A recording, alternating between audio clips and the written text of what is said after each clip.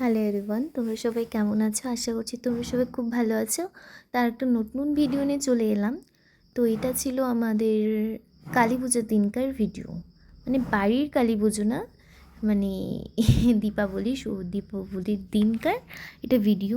তো সারা বাড়িতে প্রদীপ দেওয়া হয়েছিল, মোমবাতি জ্বালানো হয়েছিল।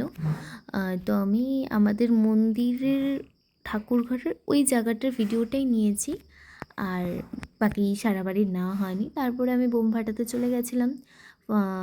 আমি প্রত্যেকবার লঙ্কা বোম, কোনোবারই লঙ্কা বোম ফাটাইনি, ঠিক আছে।